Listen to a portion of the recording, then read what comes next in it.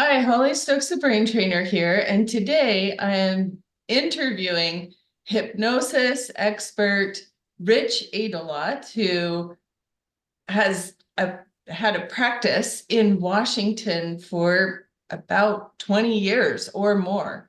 And it certainly has multiple certifications, multiple trainings that go into how you work with people. Some people call you the mind guy up in Washington. I know we've known each other for almost 20 years. It's amazing how time flies. So your background, you came from the corporate world and engineering background and design.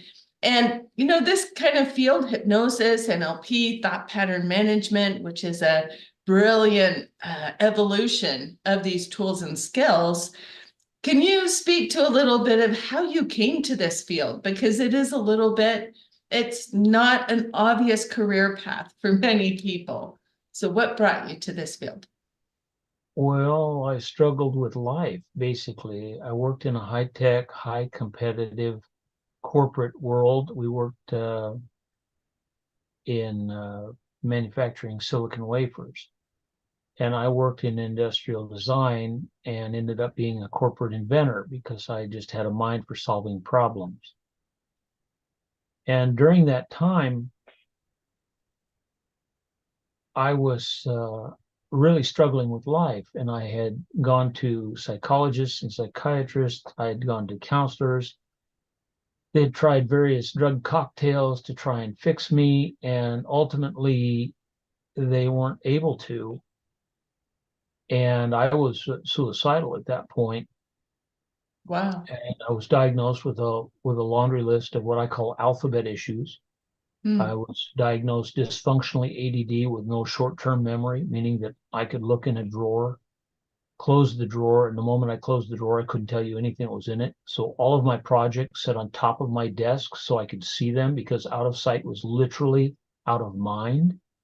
Wow. I was diagnosed obsessive compulsive order with perfectionistic tendencies.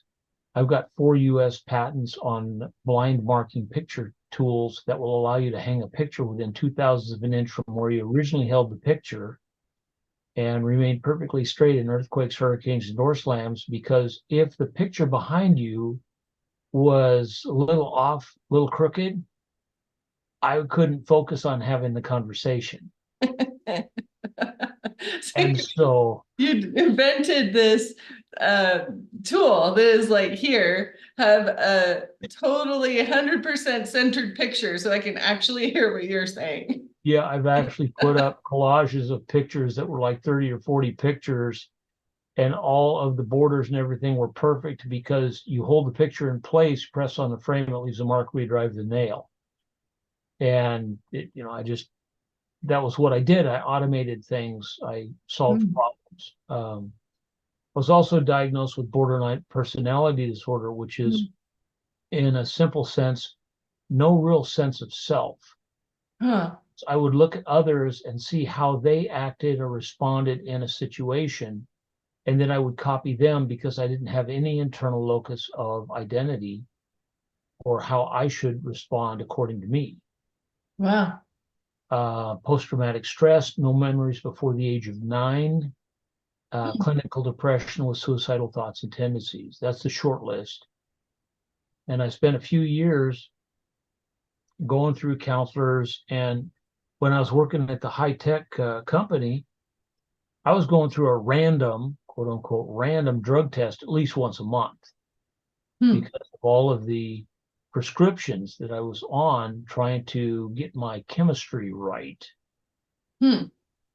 And when all that failed, it was pretty hard. So what that led me to then is, since I had a mind for solving problems, I started looking into it. One of the first things that I found was hypnosis. Hmm. And I went to some skillful practitioners, and I was like, fix me. And while they couldn't fix me per se, or they didn't really fix me, I did get some improvement. Hmm. And I thought, well, if I'm going to do this, then I really need to get involved. And so I took the course and I became a trainer and master trainer of hypnosis. And then I found out about neurolinguistic programming, which is it's just a slightly different set of skills, but it also helps you to understand how the mind works. And I became a trainer of that. Mm-hmm. And I kept on going because of the difficult nature of just living. I Yeah. kept studying everything I could get my hands on, hypnosis, NLP, timeline therapies, creation technologies. I became a master coach, life wellness and motivational, EFT, Reiki, Yun energetics, holy dynamics, and just on and on and on, Sedona method, et cetera, et cetera. Anything I could get my hands on, any book I could buy, anybody that I could talk to that would make a better life, I was all about it. And Mm-hmm. I studied everything I get my hands on for thousands of hours. And then I happened to meet a gentleman named Robert Fletcher, who'd spent the previous 45 years learning how to work with the mind from an internal to external approach. And while hypnosis is an internal to external approach, for most people, it is I put someone into a state of hypnosis with their permission, and then I tell their mind what to do. And generally speaking, if the problem is red, and on the 80% of the bell curve, the answer is blue, then I go in and I tell their mind, okay, stop doing red, start doing blue. But we see how that works. And it's really powerful. It's really amazing. It's done a tremendous amount for a lot of people. However, my life was so screwed up that I really didn't feel comfortable taking control of someone else's life or even having the illusion that I was taking control of their mind or fixing them. Thought pattern management is a way of asking and teaching the mind to solve its own problems. And the benefit and blessing of this is if we're just talking about something, and a lot of people have gone to talk therapy, the unconscious mind will not give up the traumas. You're never going to get near it. And I know you've noticed that you've got to take someone past their conscious barriers into their subconscious, but then you can only find what you're able to search for. And so the better the practitioner, the better the results. And if you have someone that's been around for 20 years, they get phenomenal results, but it's taken them some time to do that. With thought pattern management, it was a little simpler in that being a wide awake process, the person felt safe and comfortable. They didn't feel like they were giving up any of their agency. And it's a form of conversational hypnosis in that hypnosis is technically just an inward awareness. And so by asking the mind to go in and find it, it doesn't have to reveal to me. They don't have to tell me their stories. And I don't have to get to the root of their problem in my understanding. I just have to guide their mind to the problem and then teach their mind a strategy that's sufficient to safely resolve that problem. And then once their mind has that strategy, that process, we invite the mind to continue using it across other categories of problems and issues. And it's quite healing and it's quite rapid. There's several people that have learned thought pattern management that decided not to use it because it was too rapid. That's unfortunate. Yeah, one of the testimonials was if NLP is fast, TPM is quantum. The problem is it's bad for business because there's a lot of one and done. Okay. Right? So So yeah, I would maybe reframe that because often And I know that's something that somebody told you about it. I definitely, went through the training with you, thought pattern management, and I found it had just had phenomenal results in helping people to reset their system, Right. right? So you can get a lot more work done more quickly. And often people are coming in for one thing, but they really need like a cleanup. They really need like their mind to get on board with seeing themselves as a healthy Right. person. Like, for instance, weight loss, right? They come in because they want to lose weight, but in the background, what they really want is to feel good about themselves, to Right. express their confidence, and to embrace life in more ways. So I definitely recognize how rapid it is. And I think it's just, I just love the nuances and the process, especially the automation that I found in learning from you about thought pattern management. Right. That's one of the key aspects. There's a lot of wonderful modalities out there that you can use, and they tend to deal with one thing at a time. Right. Whereas thought pattern management, you teach the mind how to solve a problem, and then it can use that strategy to solve many other problems. Maybe not all the problems, but a lot of other problems. And so once it starts solving problems internally, a lot of times people just they've got to go away for a while and readjust and figure out who they are, and then come back and figure out what they want. You Right. touched on something very important. What do people really want? Mm. And if we get really down to the essence of it, there's only one thing that the mind wants, the one thing that the mind is searching for. And when I became aware of this, it changed everything. Mm. The mind is only seeking, how do I succeed? And if you think about this for a moment, in all the areas of your life where you are successful, you know how to succeed, you know how to get the results that you want, you don't even think about it. Mm-hmm. It's only those areas that you have yet to figure out how to succeed to get the results that you want that the mind struggles. Hmm. Does that make sense? Yeah, it makes sense. Kind of in thinking about my own like life and situation, kind of trying to see like where that applies. And yeah, it's like the things where we struggle, they're kind of like on your mind and over, right? Because we don't know what to do about it. So think about a young Hmm. child that's learning to tie their shoes, and they're trying to get their fingers to work with that piece of strings in such a way that they can tie it and untie it the way they want to. Mm-hmm. They may be frustrated and they may be angry and they may be irritated about all of that. However, once they finally get it, once they finally practice it a little bit, at some point they want to go outside to play, and they put their shoes on and they tie their shoes without even thinking about it. Hmm.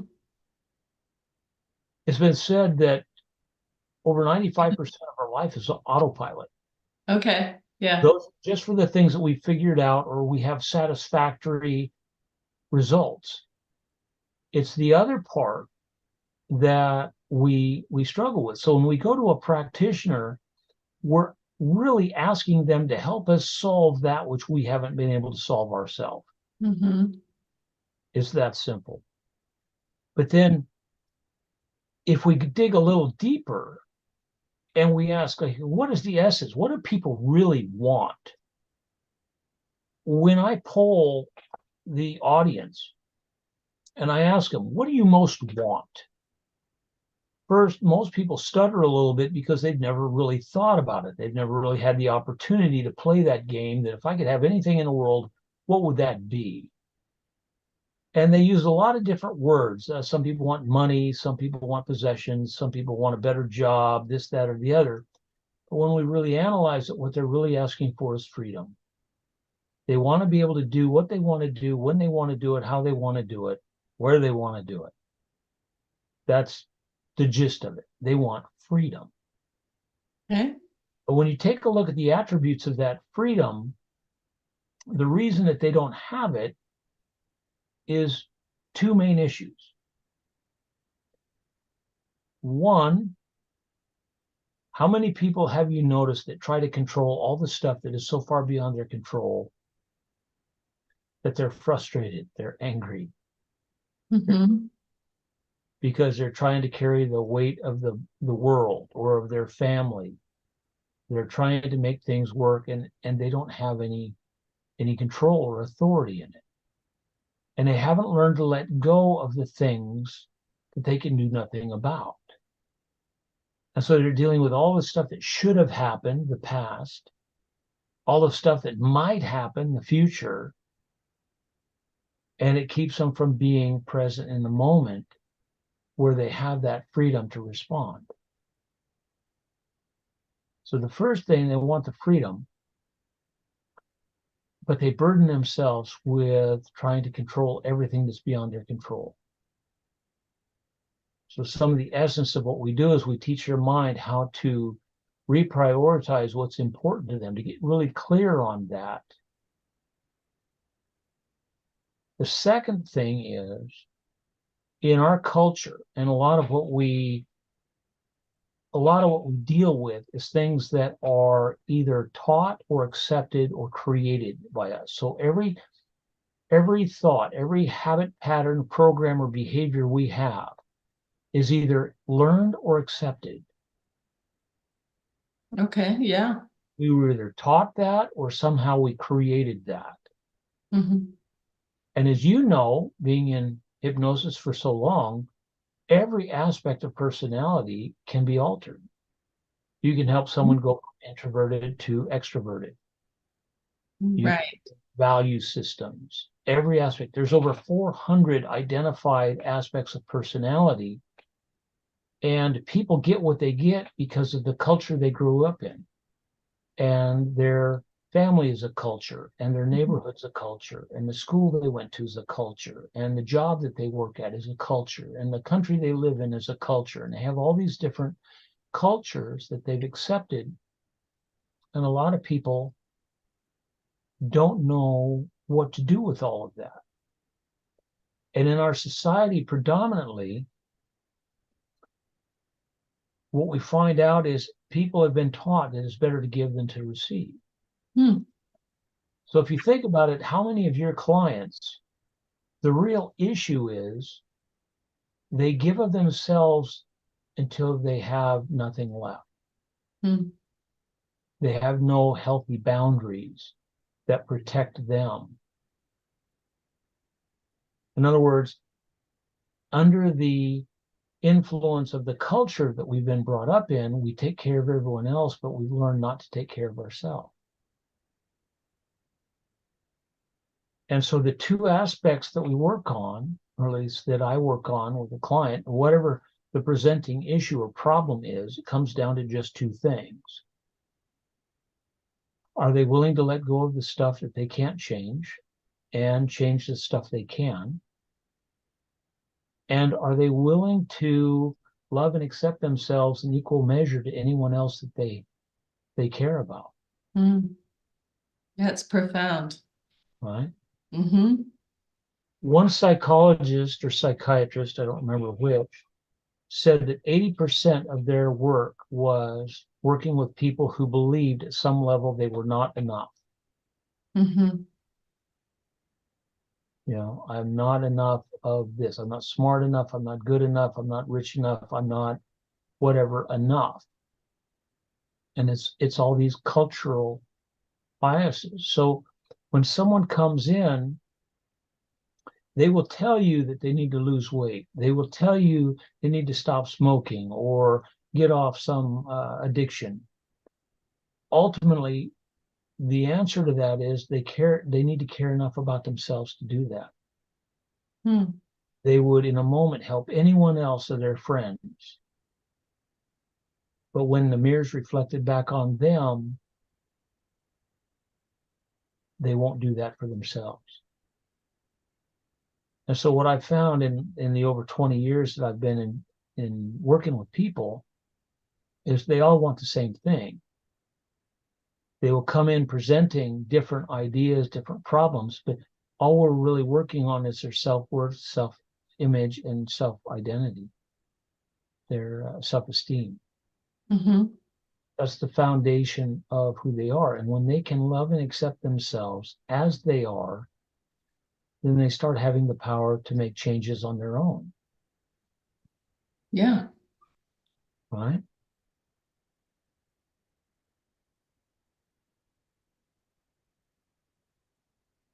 So I know that thought pattern management is it's kind of like strategy based. Like you teach the mind a strategy and then it runs the process and it learns from the process.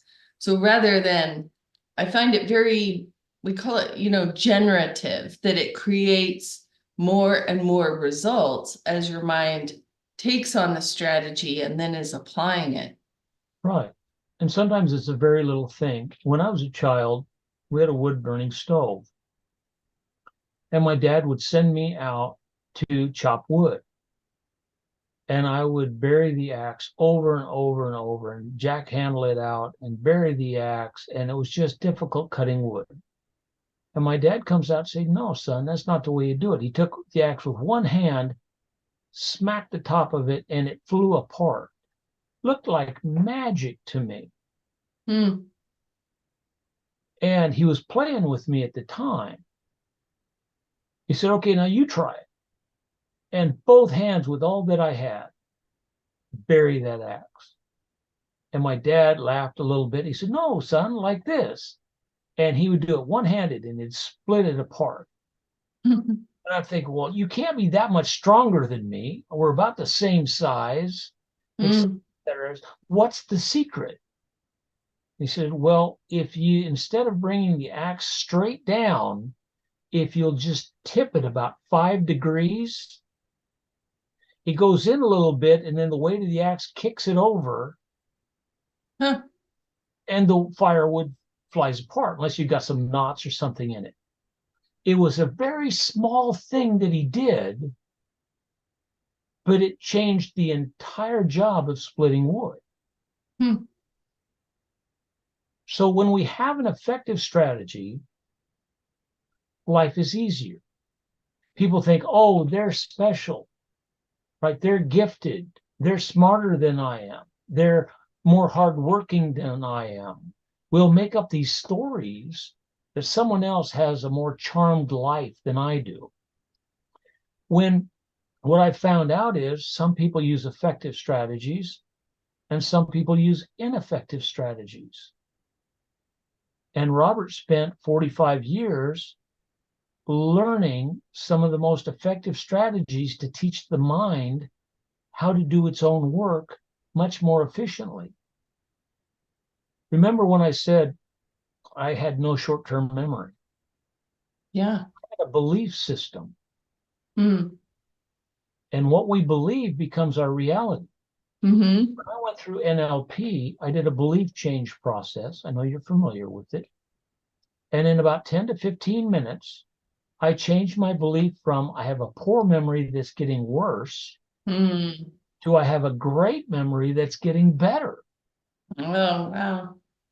And in 15 minutes time, I went from not being able to take notes to being able to take easy notes and remember what was going on. Wow. I just had a unresourceful belief. Yeah. Isn't it amazing how beliefs can really like gum up the works of how we operate? And Well, we can fight it, but we just keep that reoccurring pattern if we're not aware that it's just a thought that got stuck, a belief. and you touched on it right there. The first step is always awareness. Yeah. Change what we're unaware of. And that's one of the reasons that we'll go to a practitioner. It's like, I've got a problem. I've done everything I can to figure it out. I've got blinders on. I can't see it. Maybe you can help me see what I'm missing, Mm-hmm. right? We need a fresh set of eyes, Right. Right. right? So once we become aware of it, now we can do something about it, Mm-hmm. right? Now, the challenge with some of the processes is what they call elicitation, where you sit with the client and you say, okay, tell me what the problem is.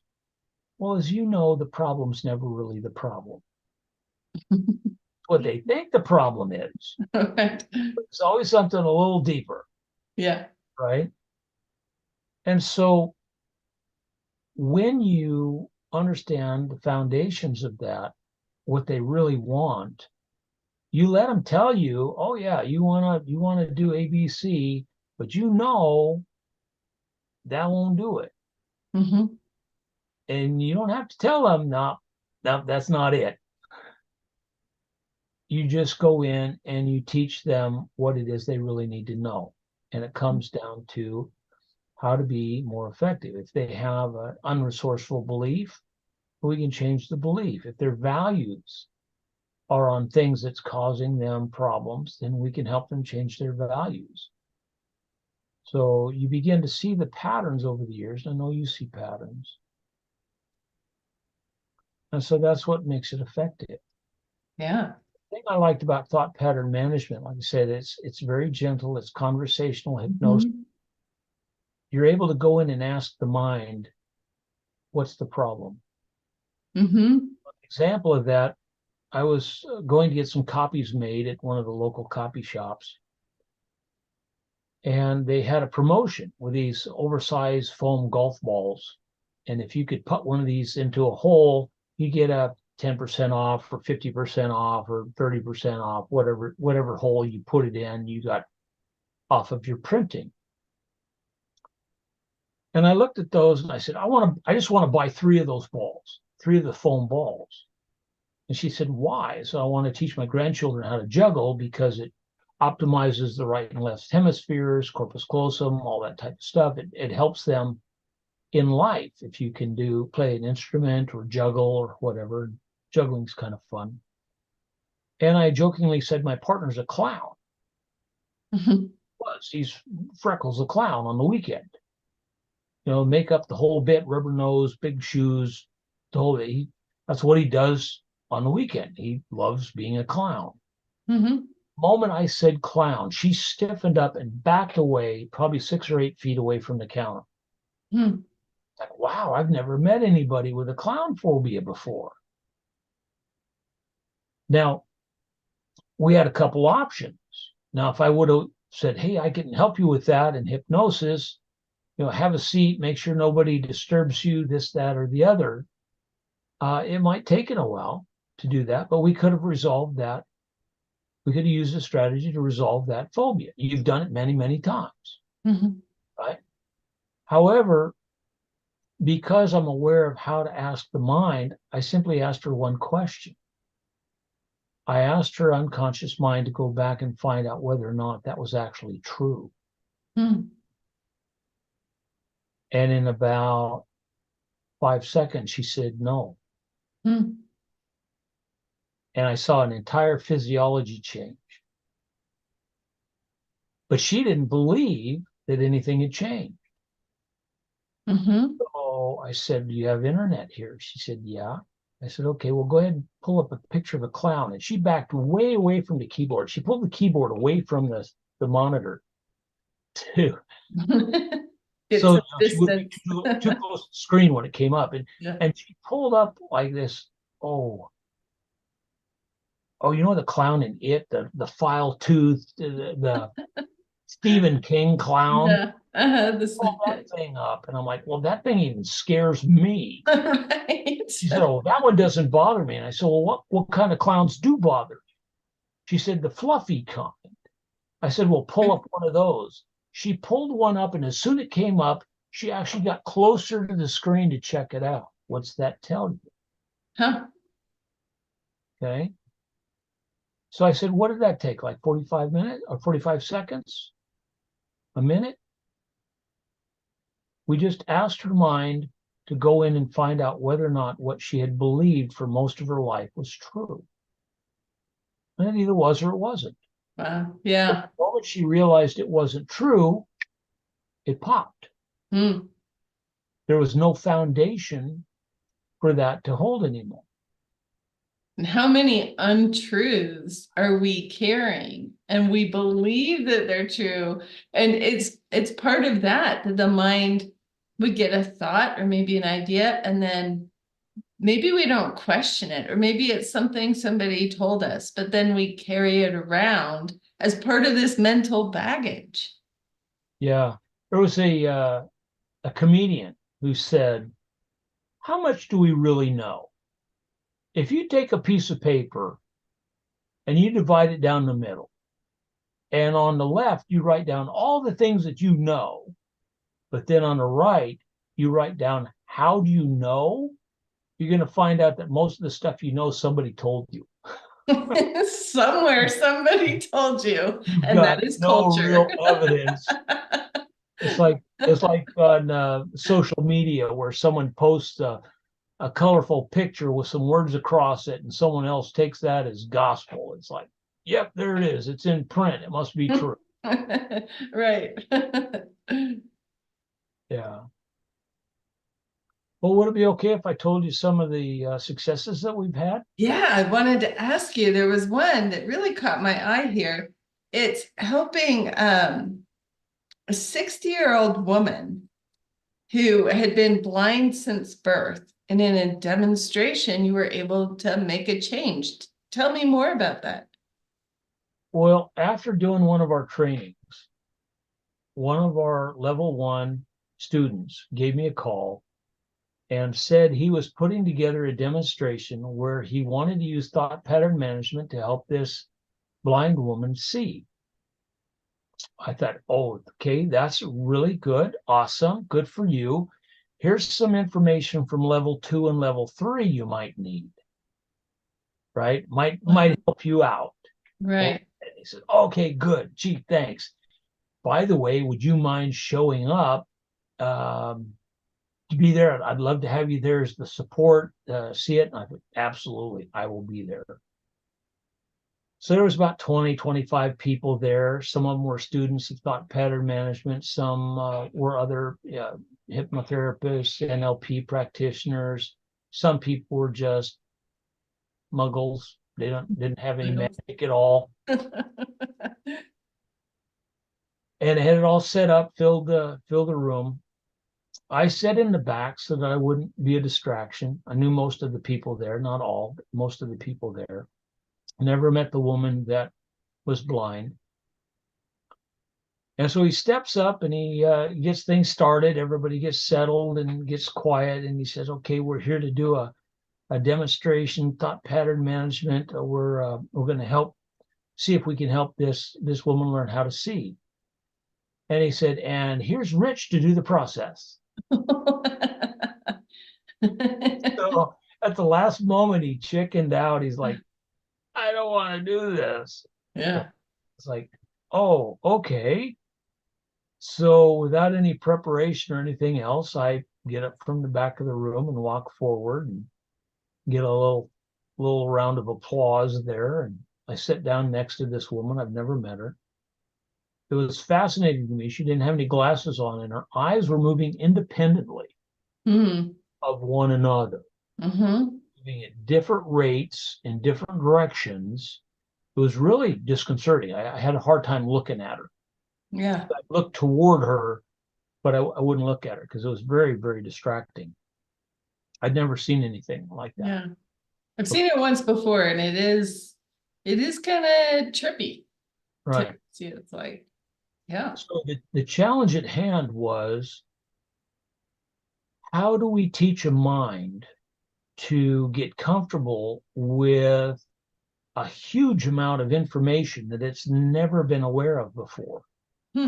We take in more information visually than we do by any of our other conscious senses. I'm saying that carefully because this may surprise people, but we have a lot of other senses and perceptions, and this is all figured out by CIA, Ingo Swann reports. You want to get into that kind of stuff, I can bore you to tears. It fascinates me to no end. So that doesn't sound boring to me. we can go there another time. So the first thing we have to do is there's a reason that she can't see. Now, she's been to the doctor, and the doctor said there's nothing wrong with the optic nerve, the retina, the eyes, the hardware, if you will, works fine. But for some reason, she's just not able to see, and they call it psychosomatic. Right. It's a suppressed or repressed sense. And so first we go in and we have to understand that there's a reason. And so, as you well know, the highest priority of the mind is to protect us and to keep us safe. And it will go way out of its way, and it'll do some amazing things if it thinks it's protecting us and keeping us safe. So first thing that we had to do is we had to make it safe to see. So we did a process called a comprehensive memory cleanup. Spent about an hour and a half teaching her mind how to solve some basic problems, and then having her mind explore more advanced problems on her own at her own pace. And after about an hour and a half, working on 2 hours or so, we had cleaned up the past. I mean, think about that statement. You know, because you've been through it. You've seen it, right? And I use it. I made it foundational to the work that I do with clients, because it just makes everything else go faster. Right. It makes everything else go faster. And all you're doing is teaching the mind an effective strategy to resolve problems. And it's great for trauma. Like you're saying, we don't have to go into story in detail, just teach the mind how to let it go, how to reorient. So right. One of the things I absolutely hated when I went into counseling or to a psychologist or psychiatrist, I had to start all over from the top. Every problem, every challenge, because they thought they needed to understand me in order to help me. That was brutal. Yeah. So the thing I like about thought pattern management, as with NLP, is it's fairly content neutral. Yeah. You don't need to know anything about you. I mean, how much does a teacher need to know about the student to teach them 2 + 2 = 4? Right. And like you're saying, like repeating the negative story or the trauma, repeating it over and over, it just kind of embeds it even more. Right. They're just adding links to the chain. Yeah. Right. Yeah. Okay. So back to, go ahead. I was going to say back to the story of the blind lady here. So first we cleaned up the past, and then we went back and we had her find multiple ancestors that had perfect vision. Now, scientists in the last few years came forward and said that we have at least 14 generations of information available to us. I'm not going to get into whether or not the mind is local or non-local, but what they found out is that we have access to at least 14 generations of information. That's your life, your mom and dad's life, their moms and dads, and so forth, going back 14 generations, which, recovering engineer, doing the math, that's 32,767 lifetimes of information. Wow. Did you say recovering engineer? Yeah. Hi, I'm Rich. I'm recovering engineer. Yeah. Great. So I did the math on that, and it's like, wow, how many of your ancestors have already solved the problems that you're playing with? Oh, right. How many untapped resources are they within that? All right. So what we did is we asked her to go back and find several ancestors that could see. Well, first let's back up and once we cleaned up the past, it was safe for her to remember. Now, keep in mind, this is what she was able to recount. So when we cleaned up the past, I asked her, was it safe to know why she was blind? She said yes. There's a little more to it. I'm just gonna keep it really light, so I don't raise more questions than we're answering. But I talked with her mind, and I asked her, is it safe for her to learn how to see? And she said, yeah. Is it safe for her to remember why she couldn't see? Yeah. So what it turned out was her great great grandmother, so her mom's mother's mother, was raped as a child by the next door neighbor, who told her if she ever said anything, that he would harm her and her family. So in the thoughts of a child, she decided she didn't want to see him anymore. But rather than she didn't want to just see him, she just didn't see anymore. And the child became blind. And that became hereditary blindness. So her mother's mother's mother went blind as a child. Then her grandmother was, and her mother was blind, and she was blind. Right? So we have generational trauma. Right. And like you're talking about, a lot of people talk about, oh, it's genetics, you inherited it. Like, then we kind of put it into this box. There's nothing you can do. But what you're actually doing is starting to counter or to bring forward from that genetic history more of the positive. Well, one, you're seeing the thread of the inherited genes that are activated. So, continue. I just think this is fascinating. So there was this trauma that the mind decided then it wasn't safe to see. That then was a protective behavior that was passed down through the generation. Yeah. So we cleaned up the past and we asked her, was it safe for her to learn how to see? Is that man around? Because some people believe in soul families. There's a lot of different spiritual beliefs out there. I just want to make sure that what we're doing is clean according to her belief system. Right. Right. And she said yes. So we asked her then to find several ancestors that had perfect vision. And then we asked her to go back and relive their life at the speed of thought, paying particular attention to what they saw. And they interpreted all of the information. During this time, her eyes started synchronizing and slowing down. Wow. It became steady. And at about the 3-hour mark, she could see light. And then all of a sudden, everything came into focus. She looked out the window and she said, I can see that tree. Wow. And her best friend was sitting in the front row and she started crying.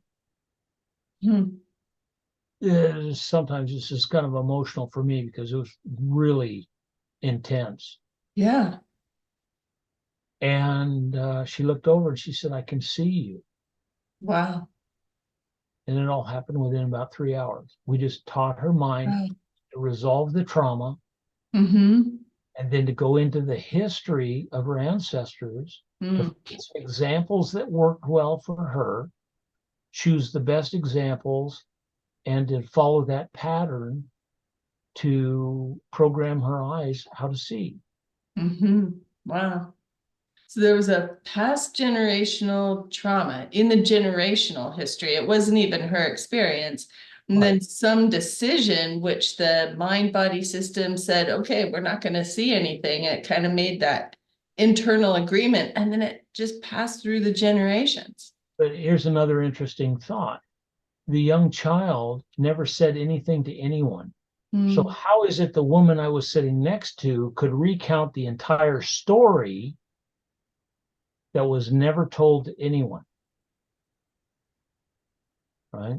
We have access to these resources. Right. But see, this works not only for that. I helped one lady.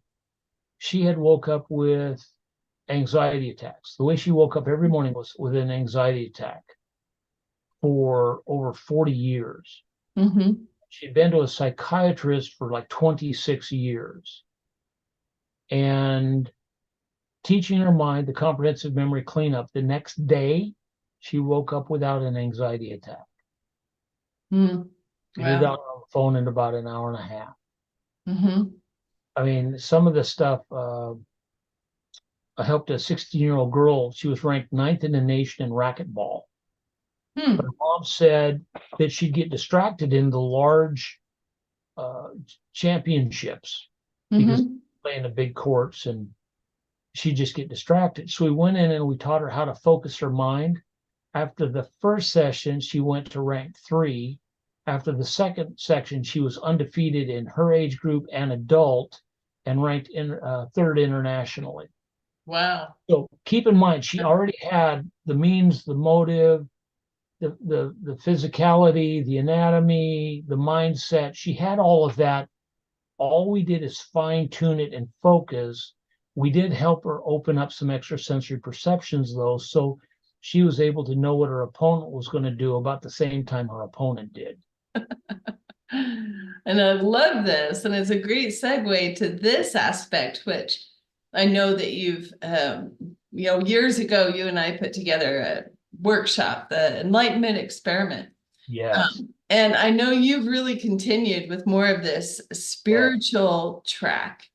So kind of bring me up to date. Where are things all right with this now?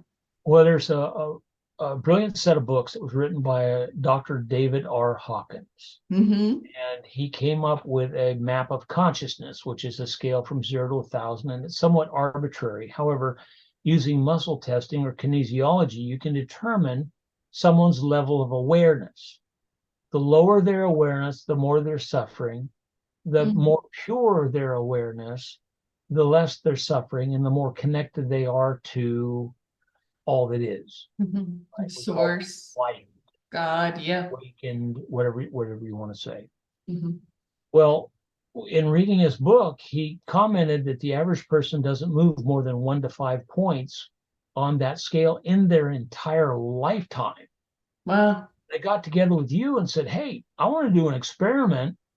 And over the course of 6 weeks, we took 12 people who are fairly spiritually aware. We didn't want to have to start with the complete basics. And we taught them muscle testing, and we did some work with their mind to clear out some things. And the goal I had is if we could get anybody to move at least 5 points during those 6 weeks, that would have been a rousing success.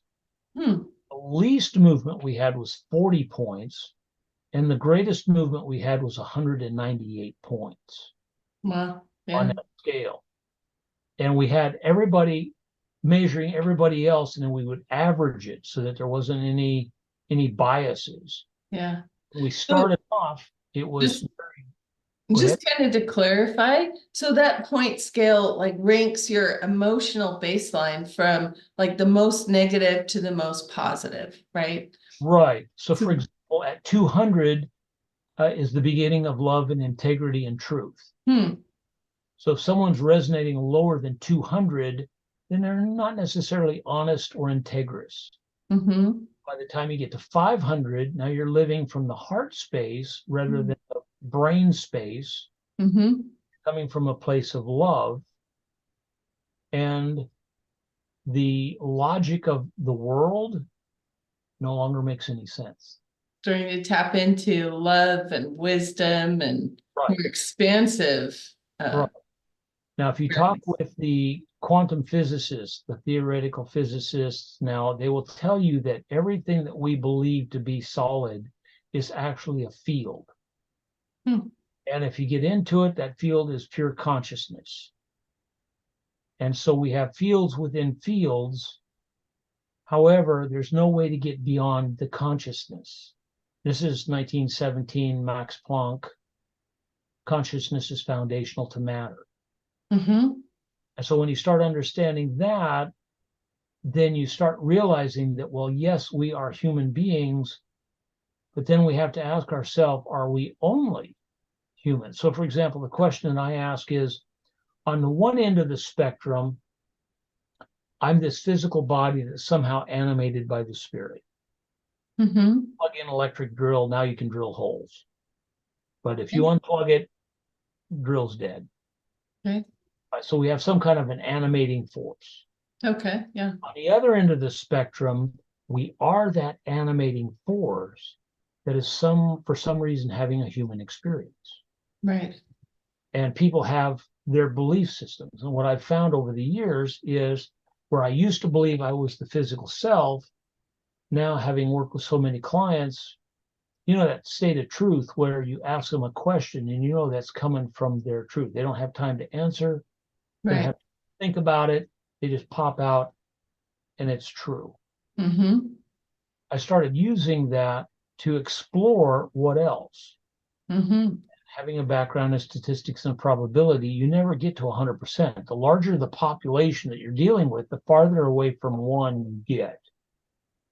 In other words, the more dispersed it gets. Well, I would have 98% of the people I'd ask a question to, regardless of their background, their belief, their faith, their lack of faith, all just completely random variables. They could come from different cultures, whatever, but they'd always say the same thing. Hmm. They always answer a yes here or always answer a no there. And so I started building upon that, thinking, well, if that's true, then I made certain assumptions. And based on those assumptions, then I started asking better and better questions. And we've had people move over 700 points in a single session. Wow. And is that so when we look at, basically he's created this scale and it's based on kind of your vibrational level or your emotions.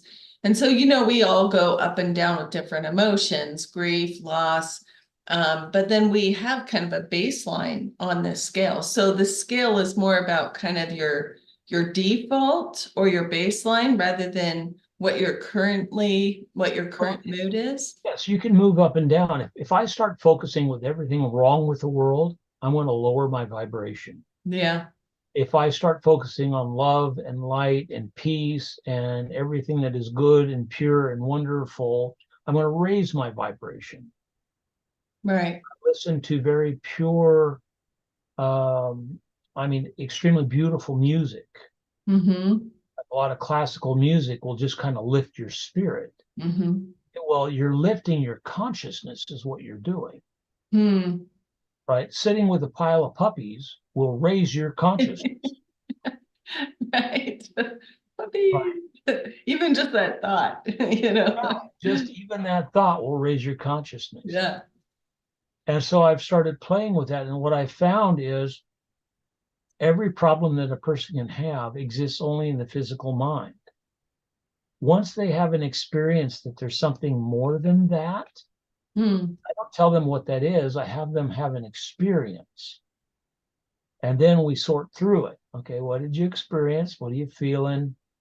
Right. And so I've developed many processes to safely take people into more pure awareness. I don't say higher awareness because it implies a hierarchy and it implies that there's efforts and all of that. Right. And Yeah.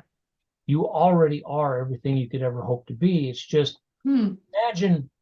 imagine the most beautiful crystal bell that was crafted by the angels. Hmm.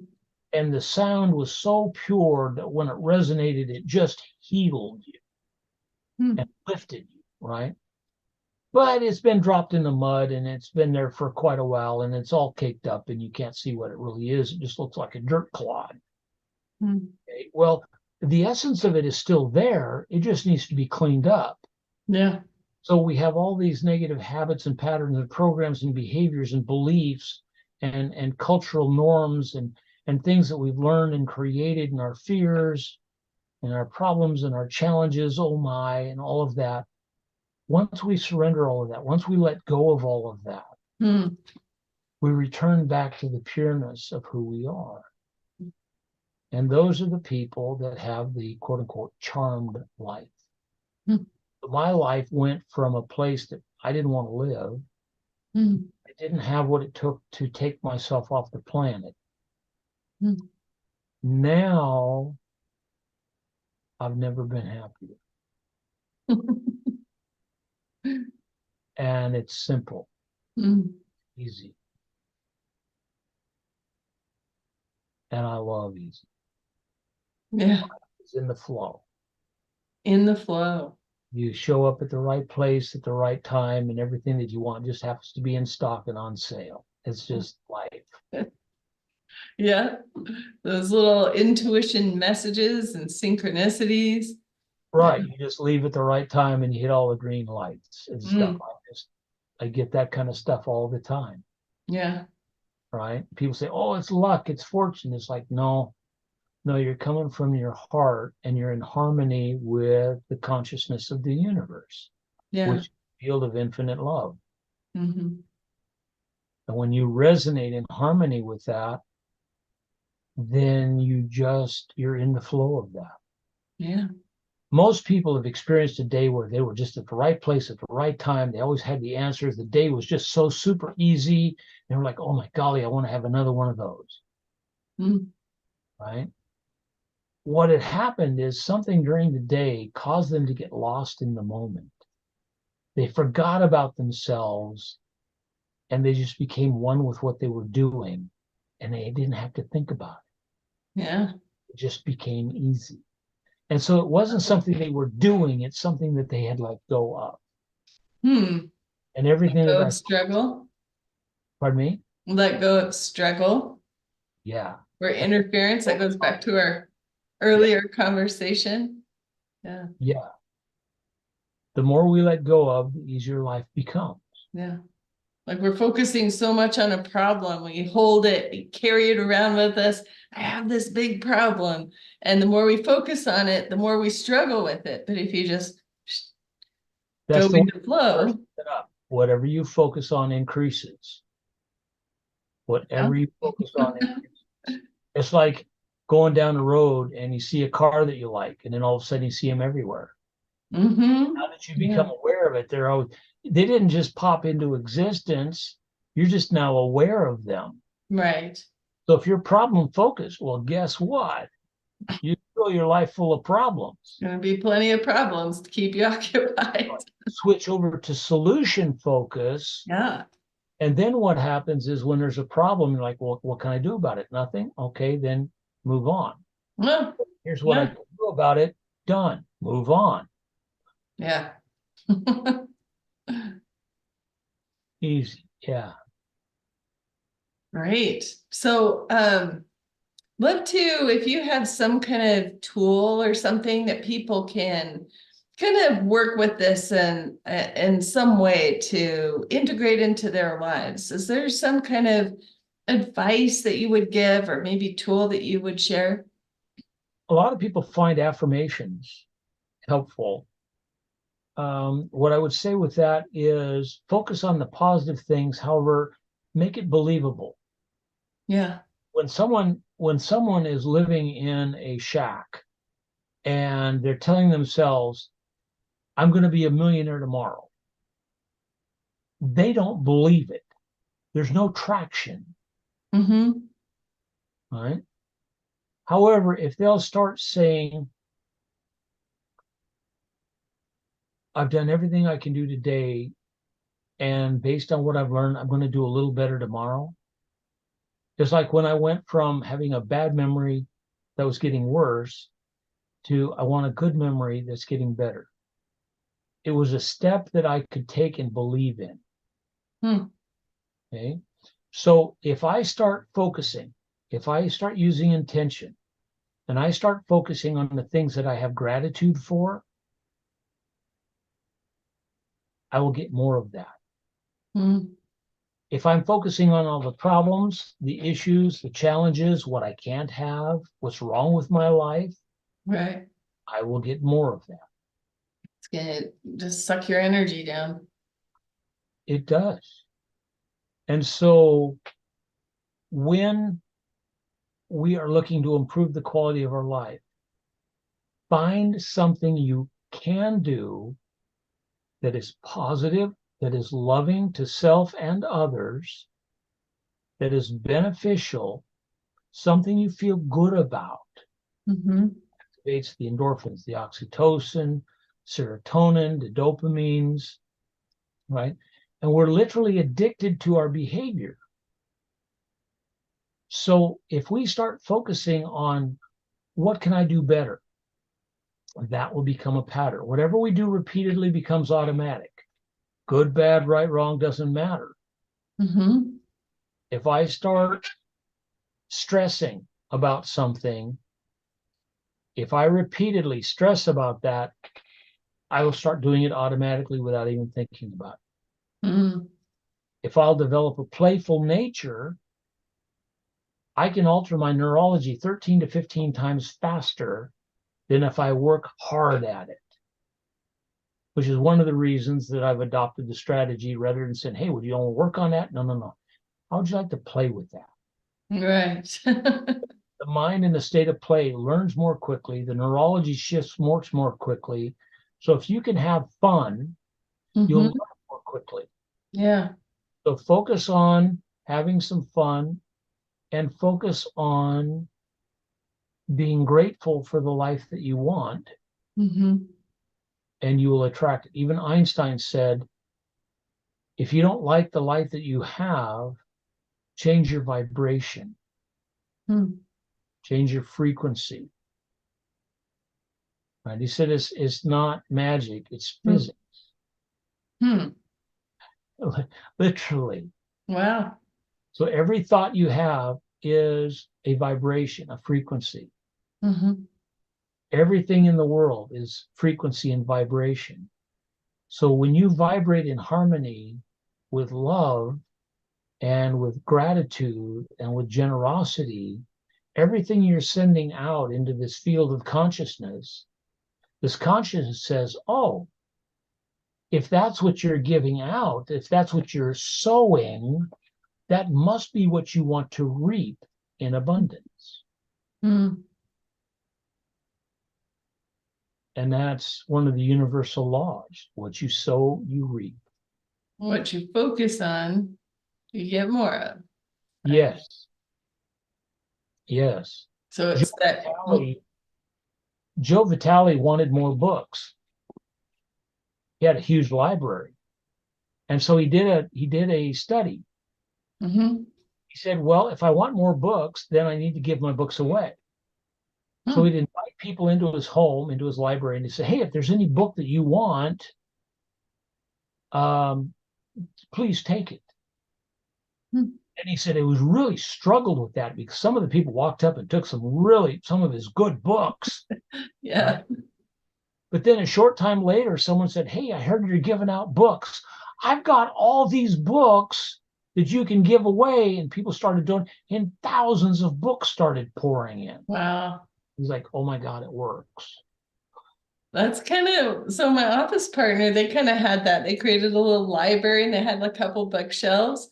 And over the years, people just kept giving them books because they had this loan, if you want a book, take it, bring it back if you want. And so it just grew and grew. And then they had like 10, huge bookshelves full of books.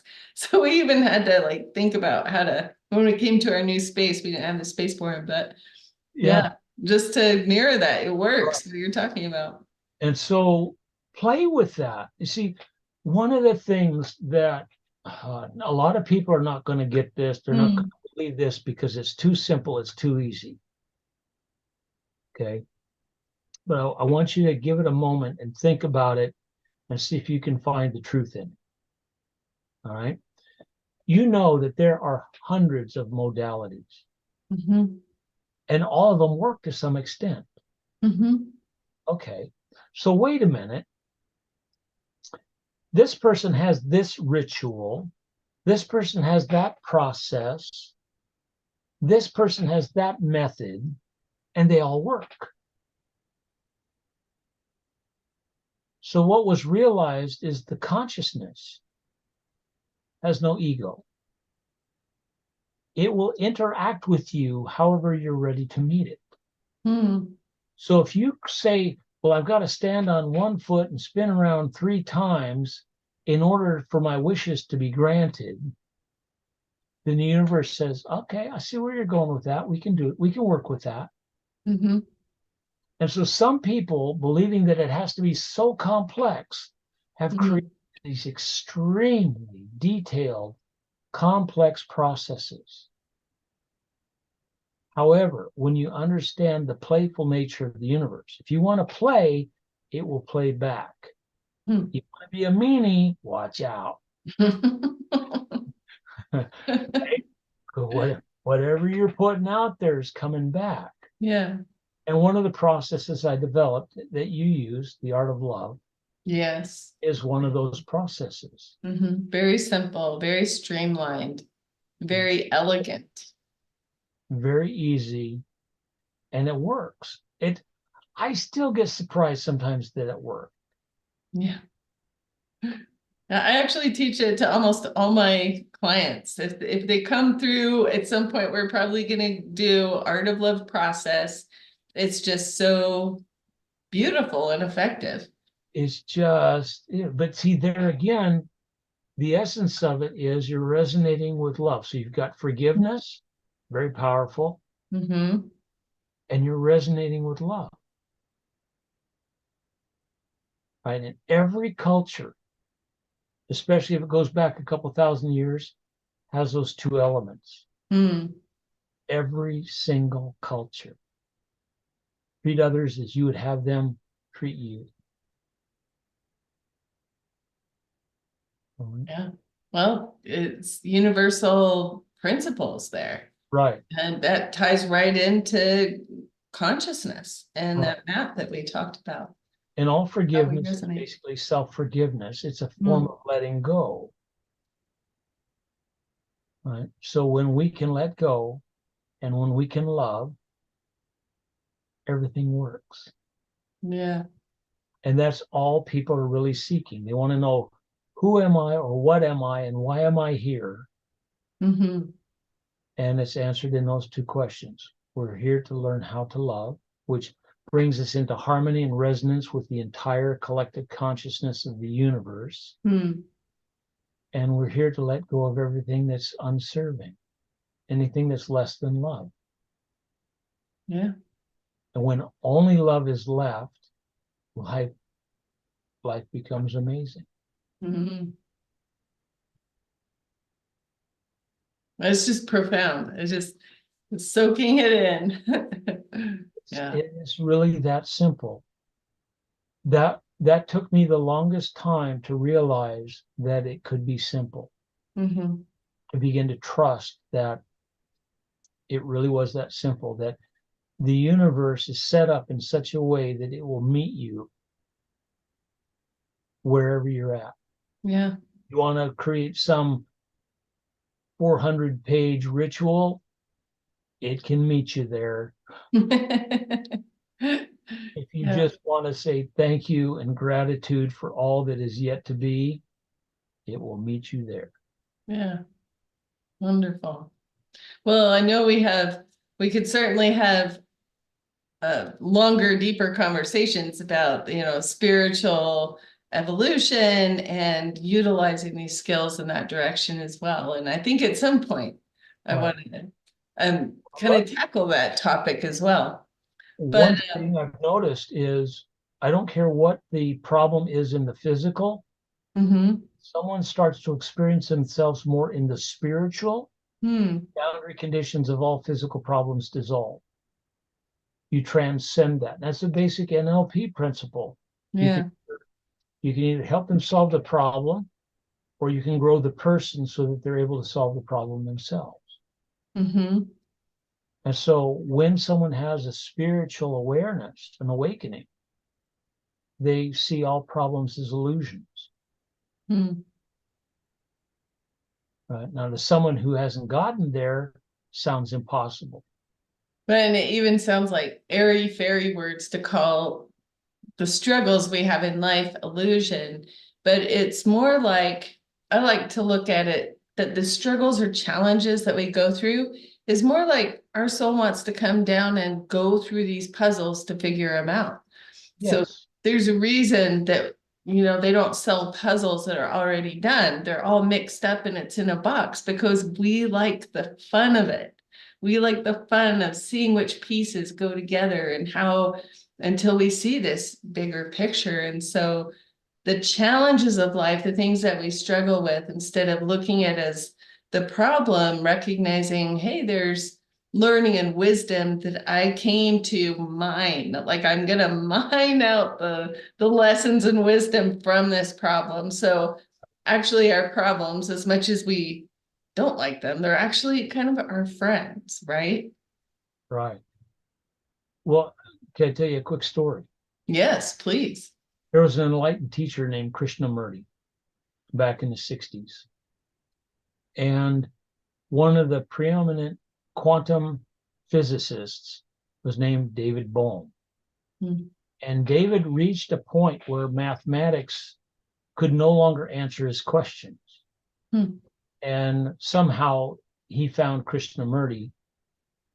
And Krishnamurti had no background, no training in this. However, his mind was very open and connected to the oneness, consciousness. Hmm. So they had many conversations, and David Bohm would ask him how the universe works. And in the moment of asking him, Krishnamurti would have that information given to him, Hmm. and he would explain to him very certainly, this is how the universe works. Hmm. So how did Krishnamurti know what he didn't know? Hmm. He opened his mind to the collective consciousness, the Akasha. There's so many words for it in the different cultures that have gone back thousands of years. And Krishnamurti said he really enjoyed his conversations with David because he asked really good questions. Yeah. And so every question that David would ask, Krishnamurti would then get the answer because he's connected to the oneness, Hmm. and they would both learn. Mm-hmm. He's And they, tapped in. yes. Yeah.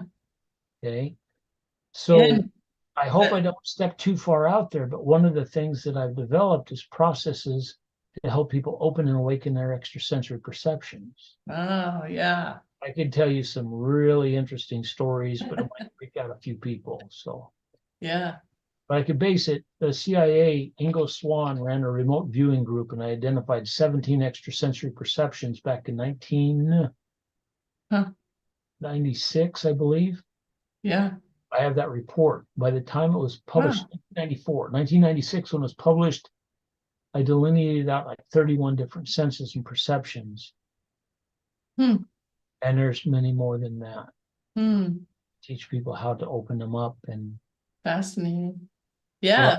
Let's have that bigger conversation. you've had that because you've taught people how to interact in the wilderness. Yes, you know the foundation of that. Yeah, there's different levels of awareness and application, and sometimes it kind of happens by random, and we call it a spiritual experience, or utilizing solid principles, strategies, focuses, we Yeah, can become more intentional with our spiritual senses. Yeah. absolutely. Absolutely. Well, I've developed processes to intentionally open them up safely. Same way Yeah. I taught the woman how to see. Yeah. Well, we teach all the senses are there. We just don't have access necessarily to the information that they bring. Yeah. And so we can open that up safely. I've spent the last 20 plus years exploring the fullest potential of the human and spiritual nature. I haven't even begun to find the edges yet. As I ask better questions, I get better answers, Yeah, for but I sure. haven't even begun to find the edges yet. All right, we'll have to have those fascinating conversations another time. So to wrap this up for today, if people want to find out more about thought pattern management, this conversational hypnosis, kind of this evolution of this aspect of hypnosis, or even just work on ironing out some issue that, figuring out their puzzle in life, how can they find you? How can they contact you? Our website is amazinglifewellness.com. And by the way, I didn't name that. Our clients named that. They kept saying, well, that's amazing. That's amazing. You should call it Amazing something or other. Amazing. Yep. We called it Amazing Life Institute when we were doing the trainings. And then when we opened the Wellness Center in 2010, then we shifted over to Amazing Life Wellness because it's all about life wellness Kind of that bigger picture. in the bigger Life. picture. Yes. AmazingLifeWellness.com. Wonderful. And I've been talking here with Rich Aydelott, AmazingLifeWellness.com. Feel free to ask questions or reach out. And it's been such a treat to have you on the show today and to get a chance to kind of dive in and see a little bit more behind the hood of this amazing technology as we were talking. So thank you so much. Thank you for being here. Thanks for having me. All right, out there in the world, we'll see you on the next one. And I'll post his bio and information below, so it should be easily accessible. Thanks, everybody. We'll see you next time. Bye-bye.